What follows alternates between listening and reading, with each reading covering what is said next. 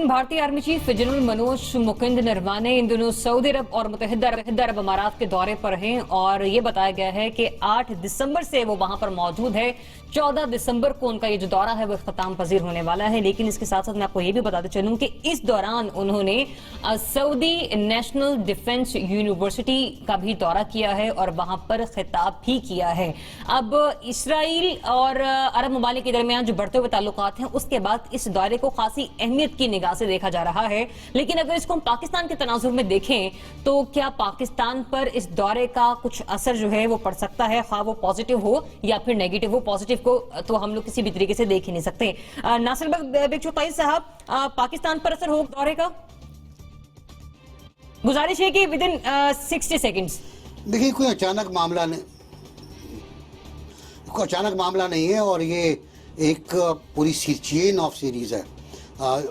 मोदी साहब को आला तरीन एजाज देना सऊदी अरब में, उसके बाद बहरीन में और यूएई में आला तरीन एजाज़ात देना, उसके बाद उनके दौरे, उनका इस्तकबाल, फिर हिंदुस्तान में सरमायाकारी, हिंदुस्तान से ताल्लुकात, हिंदुस्तान से प्यार और मोहब्बत की बातें, फिर उसके बाद अब आर्मी चीफ का दौरा।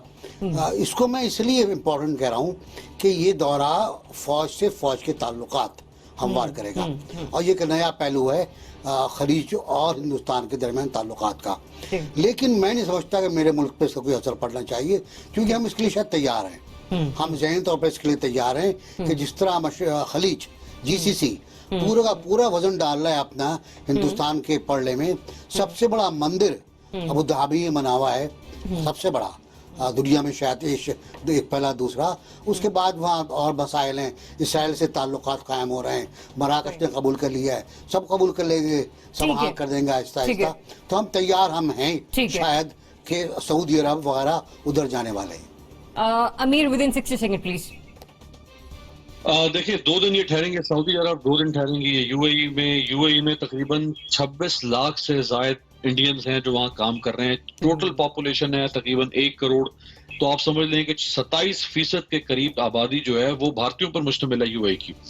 इतना इंटरेस्ट है इंडिया का वहाँ पे। इसी तरह से 15 लाख से ज्यादा भारतीय जो हैं वो सऊदी अरब में काम कर रहे हैं और सऊदी अरब के साथ भी जो इनके ताल्लुकात है वो बढ़ते चले जा रहे हैं। आपको अगर याद हो तो एजाज़ात जो इनको मिले मोदी को, उसका तो इन्होंने जिक्र किया चुगताई साहब ने। लेकिन इसराइल को जो फ्लाइट सर्विस शुरू की भारत ने कुछ अर्सा पहले, तो सऊदी अरब ने भारत को अपनी एयर स्पेस दी कि भारतीय जहाज जो हैं वो इसराइल जा सके। तो ये है इनके ताल्लुकात की नौयत।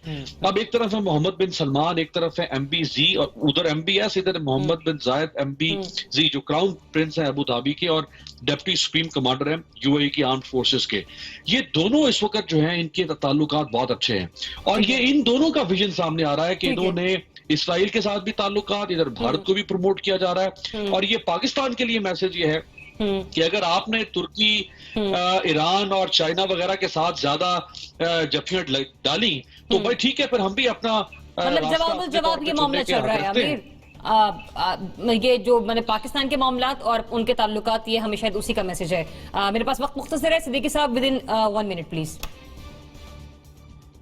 जरा आप ये देखें कि ये डायनेमिक्स जो है वो टोटल इस वक्त दुनिया के चेंज हो रहे हैं। ये पोस्ट कोविड हालात जो है वो बहुत ही अजीबो गरीब हो जाएंगे, क्योंकि इस वक्त सबसे बड़ी बात जो है वो मौशी पॉलिसी है। मौशी तौर पे दुनिया का हर मुल्क जो है वो नीचे की तरफ जा रहा है। इसमें कोई ढकी छुपी बात नहीं है कि इंडिया एक बहुत बड़ी मार्केट है और बहुत अरसे से उनका असर रसूख यूएई और सऊदी अरब में पाकिस्तान की बनिस्बत बहुत ज़्यादा हुआ है। और अब की जो हालात चल रहे हैं इस वक्त ख़ासतौर पर इसराइल को लेके, तो अमीर ने बिल्कुल ठीक कहा है कि उनका झुकाव जो है वो बिल्कुल भारत की तरफ है। भारत क्योंकि इसराइल को मानता है, उसके साथ उसके ताल्लुकात भी और बहुत अच्छे हैं। और जो हमारे यहाँ पे CPEC की वजह से जो हालात चल रहे हैं कि पाकिस्तान के चाइना के साथ बहुत अच्छे ताल्लुकात हैं, फिर आप देखें कि टर्की के साथ हम मजीद बेहतर ताल्लुकात कर रहे हैं। और एक ड्रामे की वजह से जो है वो सऊदी अरब और पाकिस्तान के अंदर बहुत बड़ी रिफ्ट पैदा हो गई थी। तो ये सारी चीज़ों को मद्देनजर रखते हुए आप ये देख सकते हैं कि ये पाकिस्तान पे दबाव बढ़ाने के लिए भी है, क्योंकि अगर वो भारत को यूएई और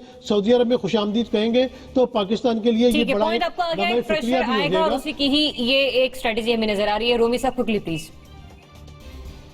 जी देखिए, सारी बातें तो कह दी साथियों ने।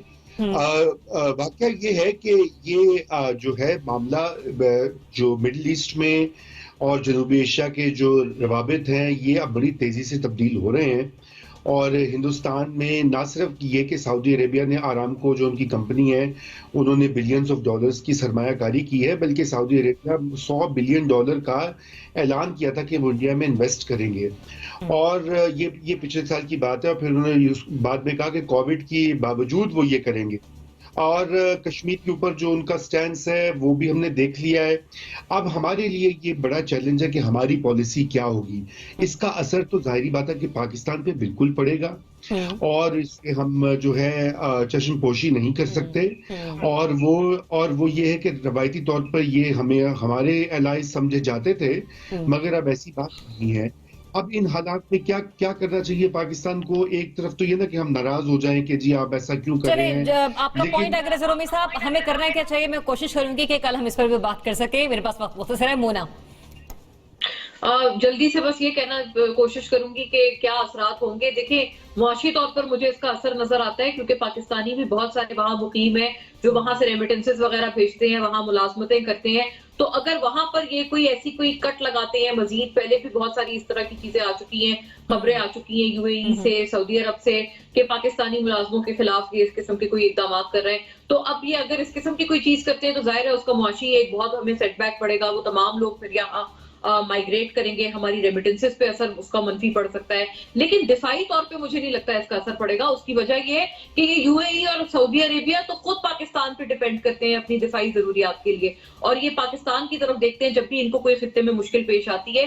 ہم نے مدد کی ہو یا نہ کی ہو، لیکن یہ پاکستان کو، اور پاکستان ہمیشہ اپنے آپ کو گارڈین کہتا ہے مدینہ منورہ اور مکہ کا، تو اس وجہ سے، اور ہونا بھی ہمیں چاہیے، تو اس وجہ سے یہ بات ہے تو وہ ہماری طرف دیکھتے ہیں الٹا. دفاعی طور پہ اس کا اثر نہیں ہے، معاشی طور پہ اس کا اثر ہے، اور یہ پریشر ٹیکٹک ہے پاکستان کے لیے. خطے میں واضح ہونے والی ری الائنمنٹس نظر آ رہی ہیں، جن تمام بلاکس کا اس وقت ہم تذکرہ کر چکے ہیں، تمام ساتھیوں نے کیا ہے. ہمارا بھی ظاہر ہے اب ہم نے اپنے بلاکس کو ری ڈیفائن کرنے ہیں.